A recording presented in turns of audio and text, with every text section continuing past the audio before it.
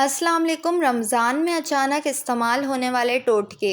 पसीने की बदबू दूर करने के लिए नहाने के पानी में थोड़ा सा डेटॉल या फिर केवड़ा डालकर नहाएं।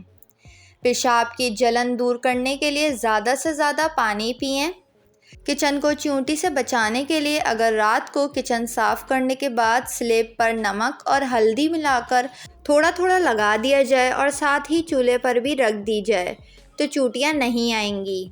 अगर अफ्तार पार्टी में अचानक जाना है और चेहरे पर दाने निकल आएं तो बर्फ़ का छोटा सा टुकड़ा कपड़े में लपेटकर कुछ देर के लिए दाने पर रखें। कुछ ही देर में दाना अच्छा खासा कम हो जाएगा। अगर मुंह से बदबू आती हो तो सहरी में छोटी इलायची खा लें। पूरे दिन मुंह से बदबू नहीं आएगी।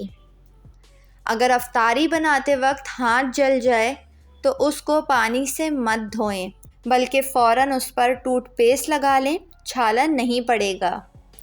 अफ्तार बनाते वक्त मक्खियाँ आ जाएं तो पुदीने के पत्ते रखने से मक्खियाँ खाने के करीब नहीं आती। अफ्तार के बाद की सुस्ती और काहिली दूर करने के लिए अफ्तार के बाद सब्ज़ चाय जिसमें पुदीना और इलायची मिली हो इस्तेमाल करें। इससे सुस्ती और काहिली दूर हो जाएगी। अगर अचानक किसी की नक्सीर फूट जाए तो वो फ़ौरन नथनों में एक एक कतरा ताज़ा नींबू का रस टपका दे। ऐसा करने से नक्सीर दोबारा नहीं फूटेगी।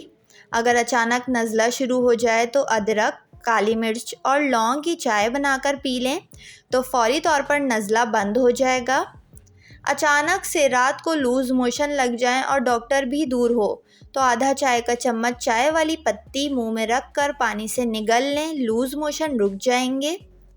अफ्तार के बाद अगर आधे सर का दर्द शुरू हो जाए तो बर्फ़ के क्यूब्स लेकर गर्दन के पिछले हिस्से पर मसाज करें। इससे अच्छा खासा आराम मिल जाएगा। वीडियो को लाइक और चैनल को सब्सक्राइब ज़रूर कर लें।